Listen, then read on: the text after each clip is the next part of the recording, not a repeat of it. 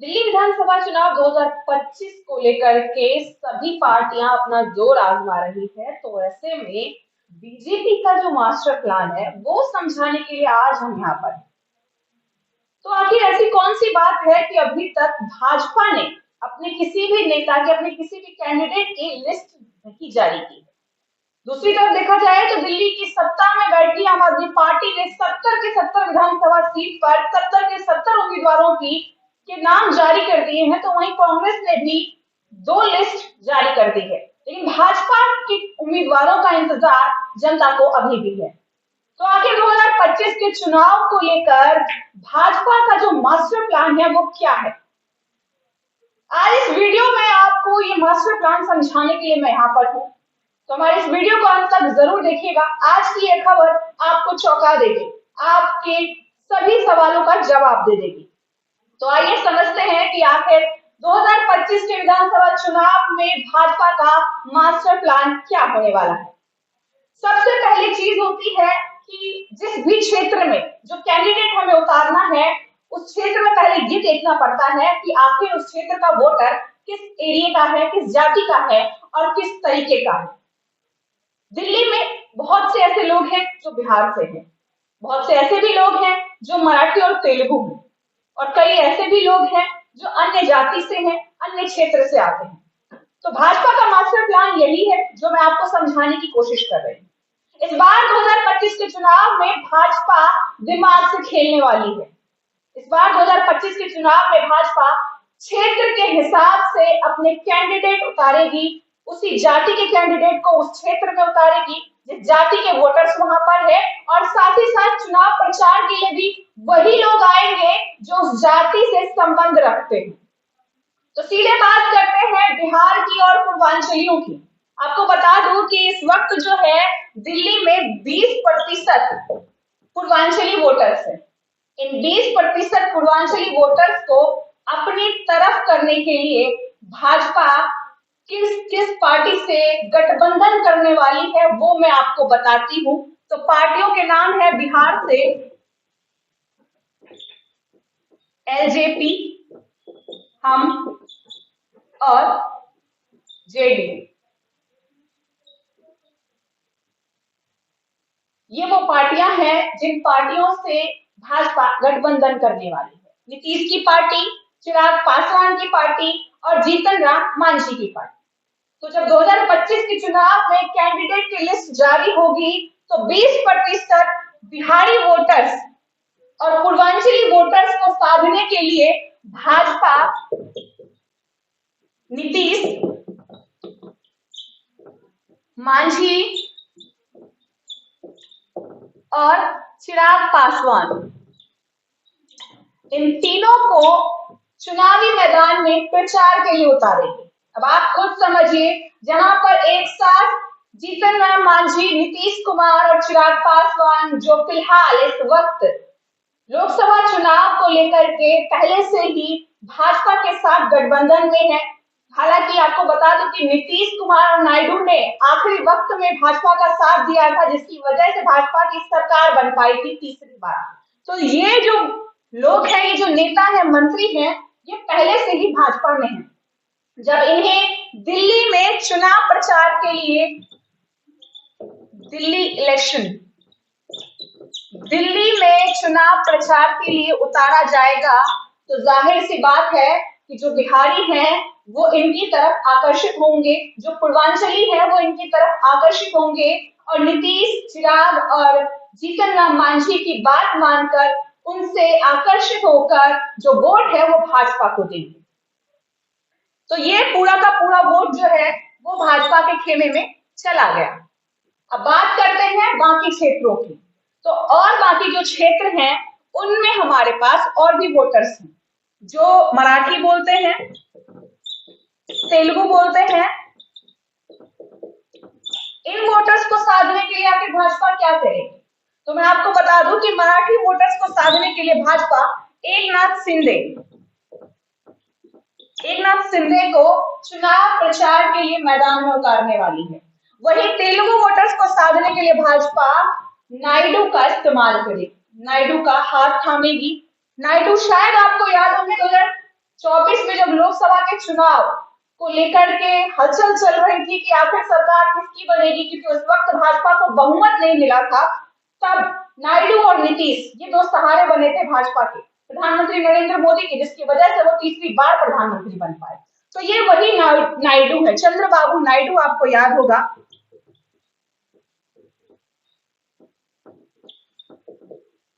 चंद्रबाबू नायडू, ये दो वो लोग हैं जो भाजपा का साथ देंगे मराठी वोटर्स और तेलुगु वोटर्स को अपनी तरफ करने के लिए। अब मैं आपको बता दूं कि इस वक्त जितनी भी सीटें हैं, खास तौर पर वो चर्चित सीटें जहां पर पहले से कई बार से जीतते आ रहे आम आदमी पार्टी के विधायकों को टिकट दी गई है, वहां पर बड़ी ही चालाकी से भाजपा अपने ऐसे कैंडिडेट्स को उतारेगी जिससे कि उनका जो वोटर है उसके अलावा कई और वोटर्स उनको वोट। अब मैं आपको बता दूं कि भाजपा का जो वोटर था वो कभी कहीं गया ही नहीं था। कई ऐसी सीटें हैं, मैं आपको गिनवा देती हूँ एक बार कि कौन कौन सी ऐसी सीटें हैं जहां पर भाजपा अपना जोर अलग तरीके से आजमाने वाली है। तो तेलुगु भाषी जो है वो करीब 8 से 9 लाख हैं, और वो है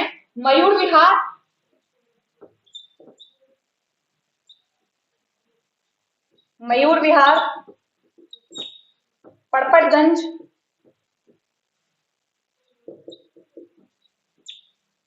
दिलशाद गार्डन,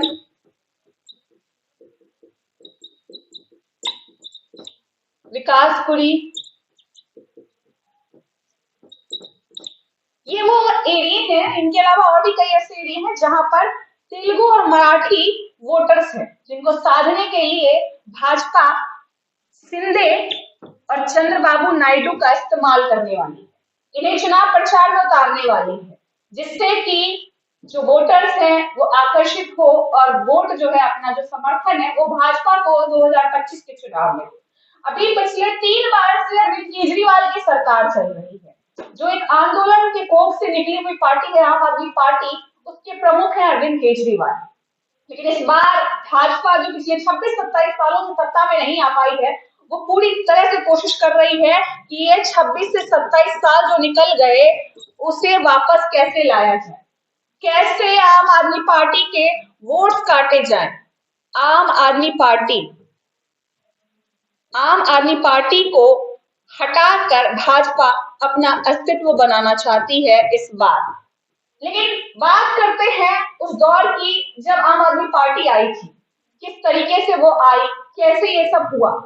आम आदमी पार्टी तब आई जब कांग्रेस लड़खड़ा रही थी। वक्त था 2013 से 2014। हालांकि जो आम आदमी पार्टी है वो 2012 से काम कर रही है। अब इसके बाद क्या होता है वो देखिए। आम आदमी पार्टी जो एक आंदोलन के कोख से निकली है, अन्ना हजारे के साथ पहले काम कर रही थी और उसके बाद ये आने की अस्तित्व में आती है। पहली सरकार इनकी 39 दिनों की होती है, सिर्फ 39 दिन। उसके बाद दूसरी बार चुनाव ये 2015 में जीतते हैं।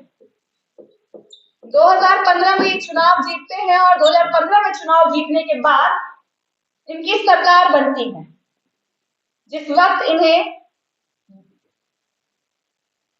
एक नई पार्टी होने के बाद भी जनता का पूर्ण समर्थन मिलता है। तीसरी बार फिर इनकी सरकार बनी और उस सरकार में इन्हें 67% यानी कि 67 सीटें इनको मिली थी। 70 में से 67 सीटें आम आदमी पार्टी के खाते में गई थी। ये बड़ी जीत थी, एक बहुत बड़ा बहुमत था जो आम आदमी पार्टी को मिला था जब वो तीसरी बार चुनाव लड़ी। लेकिन बाद में कुछ ऐसे भी विधायक थे जो अन्य पार्टियों में शामिल हो गए। लेकिन ये पार्टी आई कैसे, अचानक से इस पार्टी को इतना समर्थन मिला कैसे, वो मैं आपको समझा देती हूँ। जब कांग्रेस अपने अंतिम दिनों में चल रही थी, लड़खड़ा रही थी, उसी वक्त आम आदमी पार्टी आई।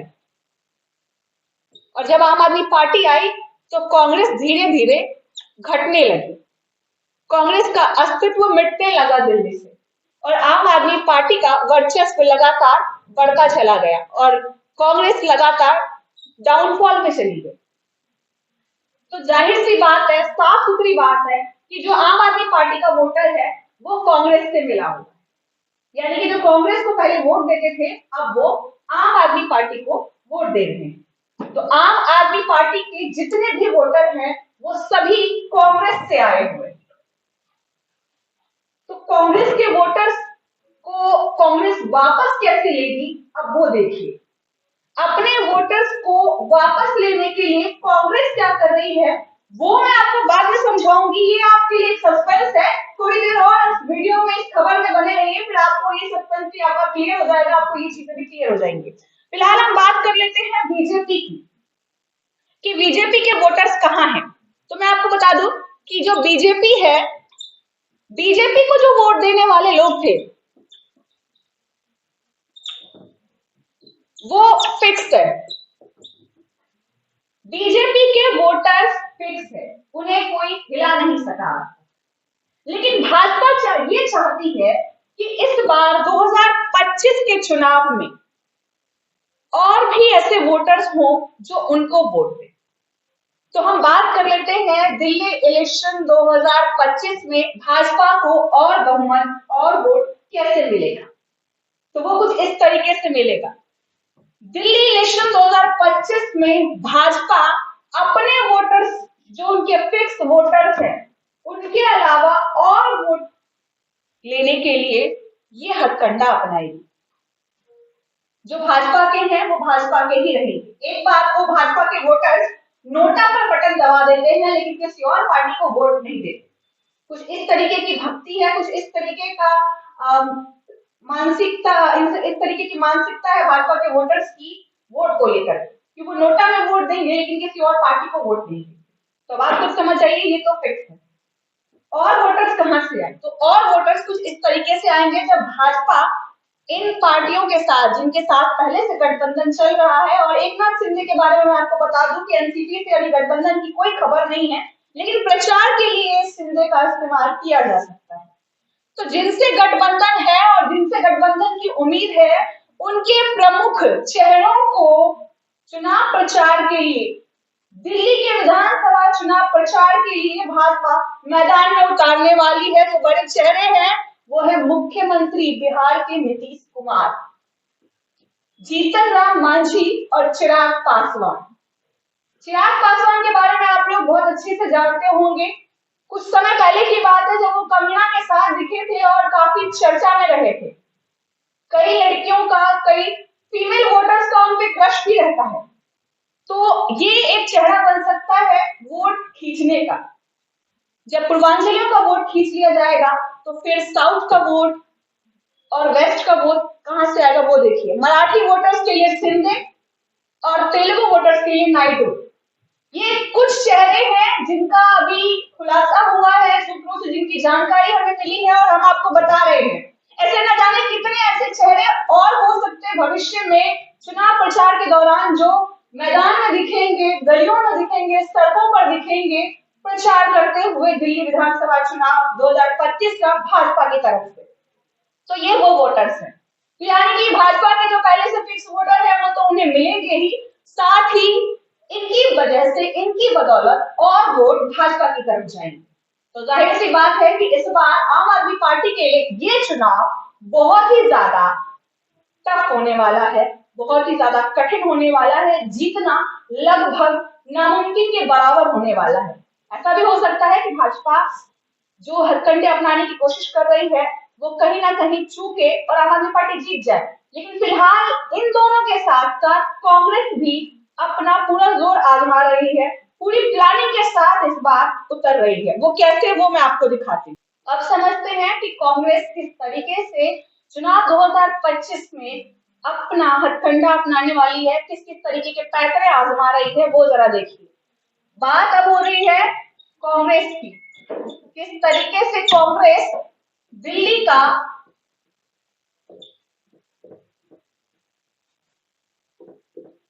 दिल्ली के जो वोटर्स हैं उनको अपनी तरफ करेंगे। तो आप तरीका देखिए। नई दिल्ली से एक तरफ केजरीवाल है,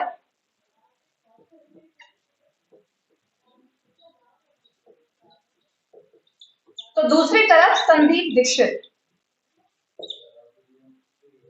अब आप खुद समझ जाइए, संदीप दीक्षित को आप लोग जानते होंगे। संदीप दीक्षित जो है वो शीला दीक्षित के बेटे हैं। शीला दीक्षित जो दिल्ली की मुख्यमंत्री रह चुकी है और आज भी उनके काम के चर्चे लोगों की जुबान पर है। तो ये हथकंडा है कांग्रेस का। एक तरफ केजरीवाल दिल्ली के मुख्यमंत्री का चेहरा और दूसरी तरफ दिल्ली के पूर्व मुख्यमंत्री का बेटा। तो कुछ इस तरीके की होगी टक्कर नई दिल्ली सीट पर। नई दिल्ली सीट पर अब आप खुद समझ जाइए किस तरीके से यह हॉट सीट होने वाली है। एक तरफ मुख्यमंत्री का चेहरा और दूसरी तरफ पूर्व मुख्यमंत्री का बेटा। दूसरी सीट की बात कर लेते हैं। दूसरी सीट पर किस तरीके से हथकंडा अपना रही है संगम विहार सीट। संगम विहार एशिया की सबसे बड़ी कॉलोनी है और ये हमेशा से चर्चा में रही है। यहाँ पर अक्सर लोग पानी, नाली, सड़क, स्कूल, अस्पताल, ये बेसिक मुद्दों को लेकर के चुनाव जीतने के लिए आते हैं और जीत भी जाते हैं। सालों निकल गए, कई नेता जीत कर चले गए, लेकिन ये जो मुद्दे हैं संगम विहार के वो आज तक खत्म नहीं हुए। तो अब इस सीट से किस तरीके से कांग्रेस अपना दिमाग लगा रही है वो देखिए। इस सीट पर एक तरफ है दिनेश मोहनिया,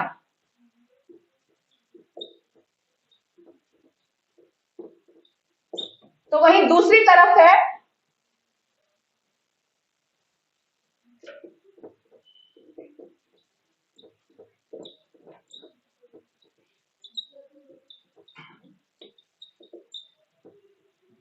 संगम विहार सबसे चर्चित सीट रही है जैसा कि मैं आपको बता चुकी हूँ। और उस सीट से एक तरफ दिनेश मोहनिया है जो पहले 3 बार के विधायक रह चुके हैं, तो दूसरी तरफ हर्ष चौधरी है जो स्पोर्ट्स में रह चुके हैं, यूआई में रह चुके हैं, डूसू में रह चुके हैं और लगातार अपने कॉलेज के दिनों से चुनाव लड़ते आए हैं, जीतते आए हैं, प्रेसिडेंट रह चुके हैं और काफी ऐसे लोग हैं जो इनसे प्रभावित हैं।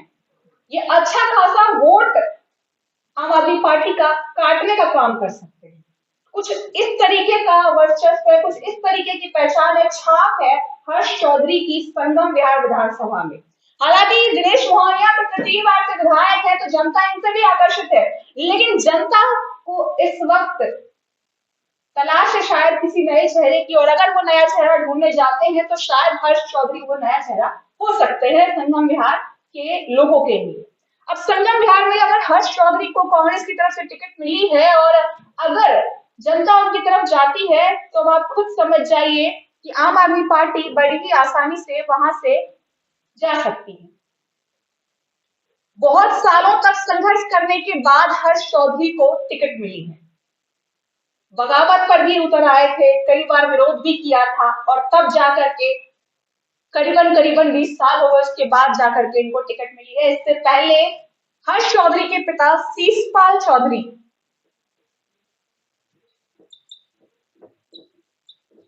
शीशपाल चौधरी विधायक रह चुके हैं संगम विहार के, पूर्व विधायक, और अब इस बार हर्ष चौधरी को टिकट दी गई। तो ये पैतरे हैं। इसके अलावा बात यही खत्म नहीं होती है, कांग्रेस ने और भी तरीके अपनाए हैं। बात करते हैं हम कालका जी की। कालका जी आप सभी जानते होंगे, जहां पर आतिशी विधायक है पिछले 3 बार से, और इस वक्त आतिशी जो है वो दिल्ली की मुख्यमंत्री की कुर्सी पर बैठी हुई है, तत्कालीन मुख्यमंत्री है दिल्ली की। और आतिशी की सीट पर, आतिशी के क्षेत्र में एक नए वोटर को उतारा गया है, जो इस नए कैंडिडेट को उतारा गया है जो इस क्षेत्र का ही नहीं है। कालका की सीट की बात करते हैं। एक तरफ है आतिशी आम आदमी पार्टी से, तो दूसरी तरफ है अलका लांबा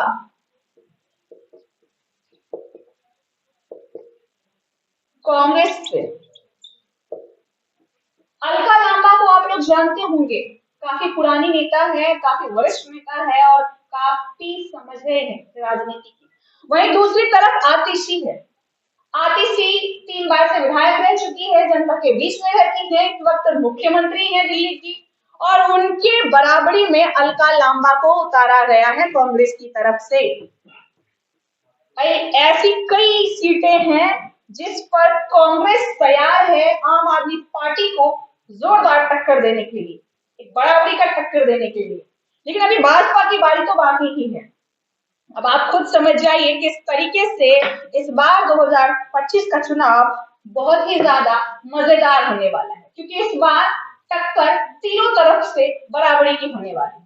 अब आपको पता ही होगा, जब एक साथ तीन चीजें, भारी भरकम चीजें एक ही दबाव के से, एक ही प्रेशर से टकराती हैं तो क्या होता है? धमाका। तो इस बार 2025 के चुनाव में दिल्ली में भी कुछ ऐसा ही धमाका होने वाला है, और इस धमाके से पहले आपको दिल्ली की गलियों गलियों में, दिल्ली के हर एक नुक्कड़ पर, हर एक छोटी छोटी चाय की दुकानों पर चुनाव की गर्माहट आसानी से महसूस हो जाएगी। अगर आप दिल्ली की गलियों में घूम रहे हैं तो आपको ये चुनावी गर्मी अब तक महसूस हो गई होगी।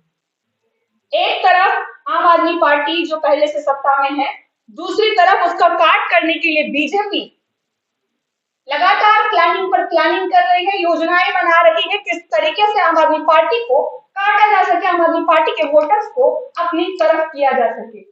हालांकि उनके वोटर्स पहले से ही फिक्स है, जैसा कि मैं आपको बता चुकी हूँ। और तीसरी तरफ कांग्रेस अलग ही प्लान में लगी हुई है, ऐसे ऐसे दिग्गज लोगों को उतार रही है जिनको टक्कर देना आम आदमी पार्टी के लिए भारी पड़ जाएगा।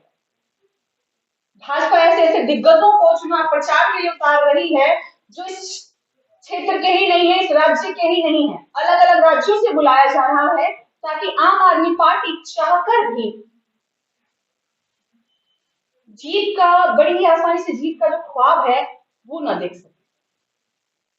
आज की अगर मेरी ये रिपोर्ट, मेरा ये आंकड़ा अगर आपको समझ में आया हो तो कमेंट करके जरूर बताइएगा।